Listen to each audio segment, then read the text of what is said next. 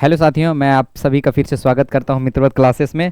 और जो भी छात्र छात्राएं इलेक्ट्रिकल जेई का तैयारी कर रहे हैं, आरआरबी एनटीपीसी का, तो उन सभी के लिए एक चैप्टर मैंने लास्ट क्लास बताया था कि कैपेसिटर, हम लोग कैपेसिटर से बहुत क्वेश्चन पूछा जाता है, इंडक्टर से भी पूछा जाता है, तो इसके बाद वो भी पढ़ लेंगे। तो कैपेसिटर जो है, आज इसका हम लोग ऑपरेशन करेंगे, इसको पूरी तरह से हम लोग पढ़ेंगे, इसके पूरे जो अंदर का बातें हैं सब कुछ हम लोग जानेंगे इसका। ठीक है, तो आइए कैपेसिटर के बारे में। पहले तो कैपेसिटर हम क्यों पढ़ते हैं, वो कैपेसिटर पहले एक बार देख लेते हैं, इसके बाद आएंगे। इसका जो मैंने मेन यूज जो देखा है, एक तो एनर्जी स्टोरिंग डिवाइस है, एनर्जी स्टोर करके रखता है। दूसरा बात है, it does not allow the instantaneous change of voltage. क्यों है सब पढ़ेंगे, अभी मैं बता रहा हूँ। तीसरा है, जो सबसे बड़ा इंडस्ट्री में हमने देखा है, वो है पावर फैक्टर इंप्रूवमेंट। और चौथा जो है, नॉइज़ इम्प्रूवमेंट के लिए यूज़ होता है, बाकी कैमरा फ्लैश के लिए यूज़ होता है, बहुत सारा इसका यूजेज है। तो जो मेन है 4-5 हम लास्ट में देखेंगे। पहले जहाँ से क्वेश्चन हमारा आता है, आरआरबी जेई हो गया या फिर आपका ये डीएमआरसी का एग्जाम हो गया, और जितने भी स्टेट लेवल के जूनियर इंजीनियर का एग्जाम है इलेक्ट्रिकल का, सब में इससे सवाल आता है और बहुत ज़्यादा आता है।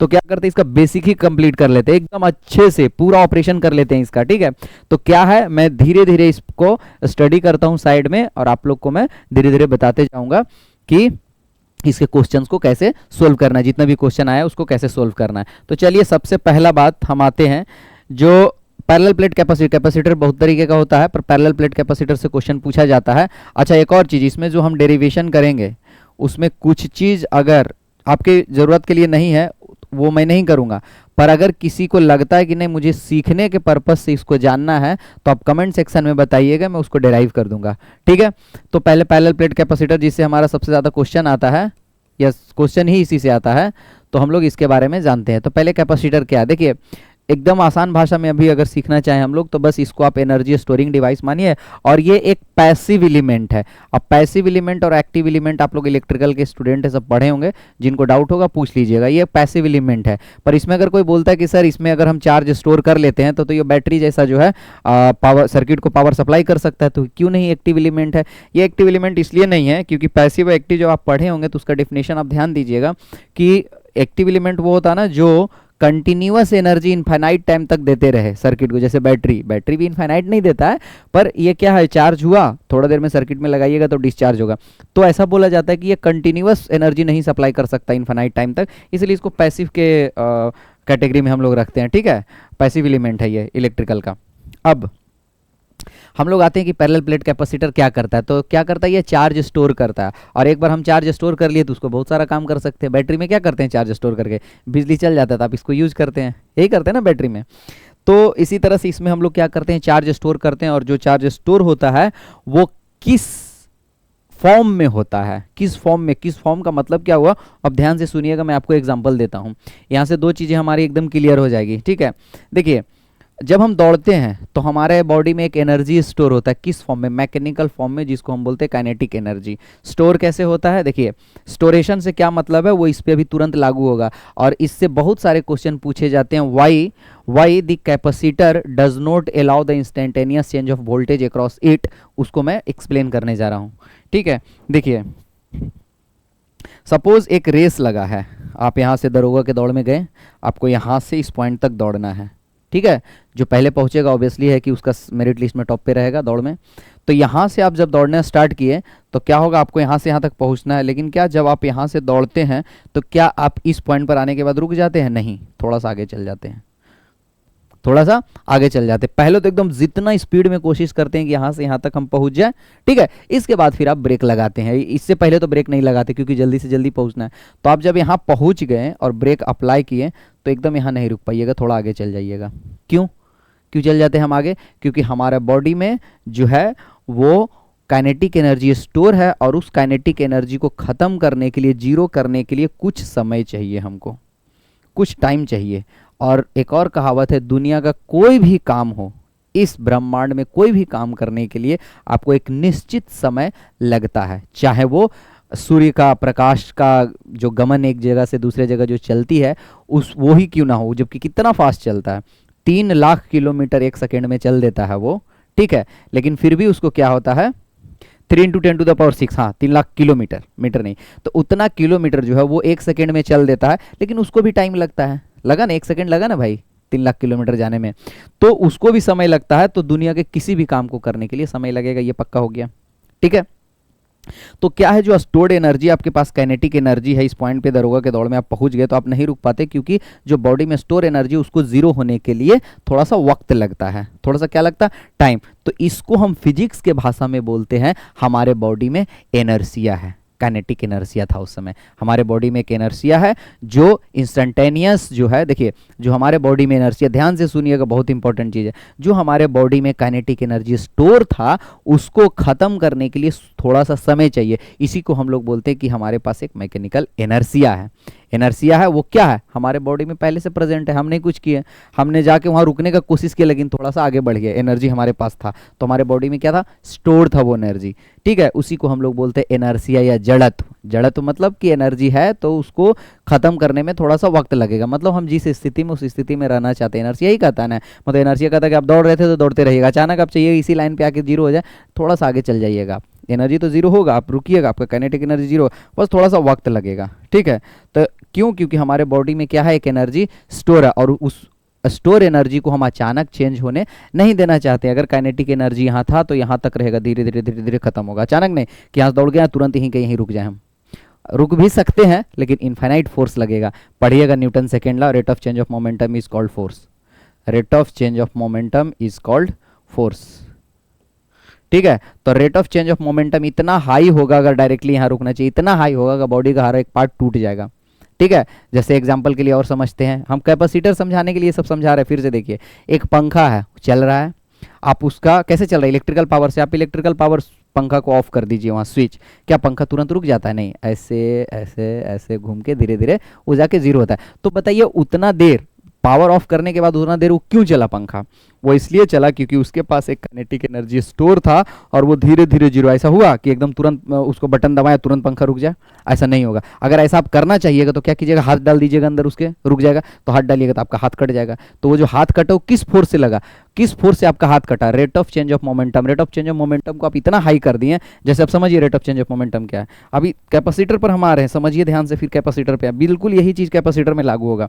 देखिए अभी सपोज वेलोसिटी v था, किसका, पंखा का, और हमको तुरंत जीरो करना है वेलोसिटी को, तो चेंज इन मोमेंटम कितना हो गया, मान लो पंखा का मास m है और into delta we, v minus zero, v2 minus v1।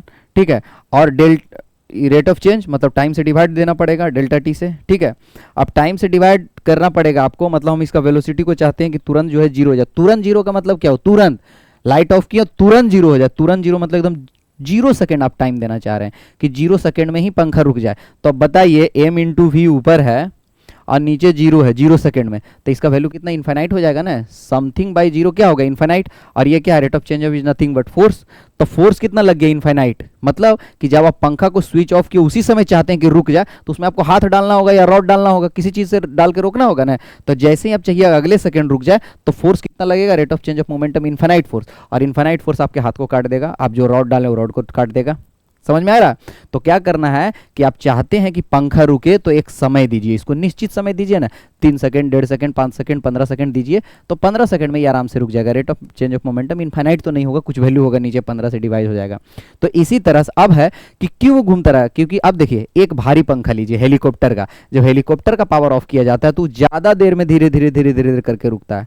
घर वाला पंखा को रोकिएगा तो थोड़ा उससे कम समय में रुक जाएगा, और एकदम छोटा वाला पंखी जो होता है उसका पावर ऑफ कीजिएगा तो और कम समय में रुक जाएगा। तो इसका मतलब है कि जिसका जितना ज्यादा मास है, जितना भारी है, उतना देर तक वो एनर्जी को स्टोर करके रखता है। इसका मतलब होगा कि एनर्जिया का डायरेक्ट रिलेशन मास से है, उसका हैवीनेस से है, बॉडी के हैवीनेस से उसका एनर्जिया डिसाइड होता है। ठीक है, जैसे अगर भारी पंखा था तो उसका पावर ऑफ किए तो ज्यादा देर में रुका, उससे हल्का पंखा था उसको पावर ऑफ किया तो थोड़ा देर में रुका। तो ये जो प्रॉपर्टी है एनर्जी कितना देर तक स्टोर होगा वो डिपेंड करता है कि कितना भारी वो बॉडी है, ठीक है, कितना एनर्जी उसके अंदर है, ठीक है ना।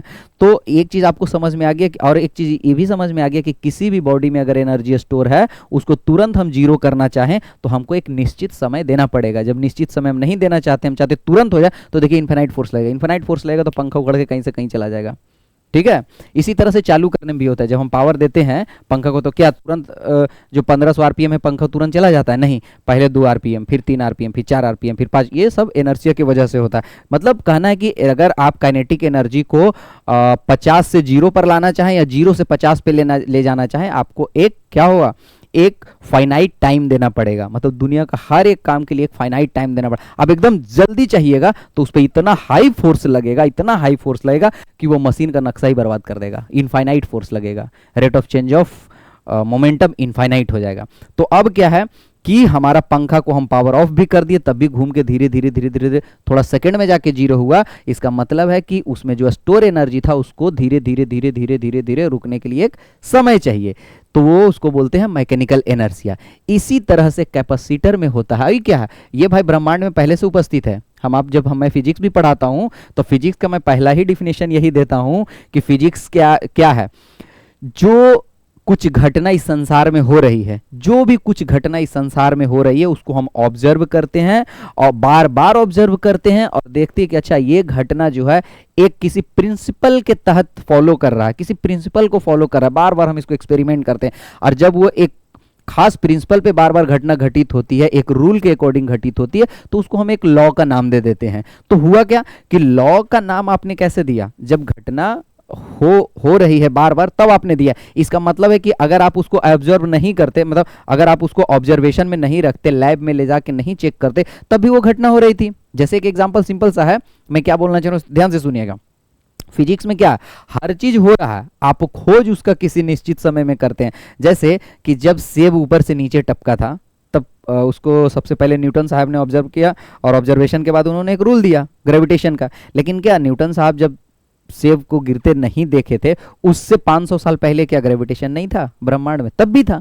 आप कब जागते हैं इसको फिजिक्स को इससे कोई लेना देना नहीं। आप रूल 500 साल बाद दीजिए, पर ये घटना तो अब इन्फिनाइट माइनस इन्फिनाइट पे जाइए, वहां से घटित हो रही है। जब से ब्रह्मांड बनी है तब से, यह हो सकता है कि ब्रह्मांड बनने से पहले ही सब कुछ हो। ठीक है, तो फिजिक्स क्या है? फिजिक्स है कि क्या घटना घट रहा है उसको ऑब्जर्व करके एक हम रूल दे देते हैं। तो घटना बार बार क्या घट रहा था? पंखा बंद कर रहे थे लेकिन थोड़ा देर में रुक रहा था। हम जब दरोगा के दौड़ में गए तो यहाँ रुकना चाहे लेकिन थोड़ा आगे चल गए। तो जब ऐसा बार बार किया गया तो समझ में अच्छा इसको एक लॉ में बांधिए। ये कहता है कि किसी बॉडी के अंदर अगर एनर्जी स्टोर है तो तुरंत 0 नहीं होगा, थोड़ा समय लेगा। तो इसी तरह से कैपेसिटर भी, कैपेसिटर के अंदर ये मैकेनिकल एनर्जी था, इसमें इलेक्ट्रिकल एनर्जी स्टोर होता है। ठीक है, तो इलेक्ट्रिकल एनर्जी इसमें क्या है जो स्टोर हो गया उसको आप तुरंत बोलिएगा कि थोड़ा चेंज हो जाइए ना, तब बोलेगा नहीं हमको एक निश्चित समय चाहिए। किसको? वोल्टेज। वोल्टेज क्या है? एनर्जी। वोल्टेज क्या है? Work done per unit charge. Voltage तो वही है ना, work done per unit charge. तो इसमें जो आपका वोल्टेज होगा इसके अक्रॉस, कैपेसिटर के अक्रॉस, उसको आप तुरंत बोलिएगा चेंज होने तो नहीं होगा। क्यों? Due to electrical inertia. जब भी पूछे कोई क्यों तो बोलना ड्यू टू इलेक्ट्रिकल एनर्शिया। तब आप उससे पूछना कि आप बताइए ना, आप दौड़ के यहाँ थे, आप यहाँ क्यों नहीं रुके थे? आप तो यहाँ जाकर रुके थे। तब वो बोलेगा भाई मैकेनिकल एनर्शिया, तो आप बोलिएगा इलेक्ट्रिकल एनर्शिया। इसके पास इलेक्ट्रिकल एनर्शिया है। ये भी कहता है कि अगर हमारे पास 5 वोल्ट है उसको तुरंत बोलिएगा कि 0 वोल्ट हो जाइए, तो बोलेगा होंगे, समय देना पड़ेगा। फिर इसको बोलेंगे आपके पास 15 वोल्ट है, थोड़ा 25 वोल्ट होके दिखाइए, बोला होंगे, समय देना पड़ेगा। मतलब इसके पास एनर्शिया है। एनर्शिया क्या होता है कि बॉडी अपने स्थिति को 5 वोल्ट से 25 वोल्ट पर जब इसको जाने बोलिएगा तब थोड़ा सा, एनर्शिया का मतलब होता है ढीठपन, नहीं जाना चाहता है। एनर्शिया क्या होता है कि जिस स्थिति में उसी स्थिति में रहना चाहता है। 5 वोल्ट 5 ही रहना चाहता है, बोलते 25 हो है, ठीक है होते हैं भाई, आलसी है, होते हैं, थोड़ा टाइम हमको देना पड़ेगा। तो इसी को बोलते हैं एनर्शिया। कि चेंज होने में उसको तकलीफ होता है, नहीं होंगे यार, रुको ना, क्या यार सोए हुए, सोने रहने दो ना, अरे नहीं उठो, अच्छा ठीक है उठना है, थोड़ा समय दीजिए हमको, 20 मिनट दीजिए तब उठेंगे। तो उसके पास एनर्शिया है, बॉडी तुरंत नहीं चेंज होना चाहता, ऐसे तुरंत जाके झट से चलो चलो भाई उठो, उठ गया, तो उसमें एनर्शिया नहीं है।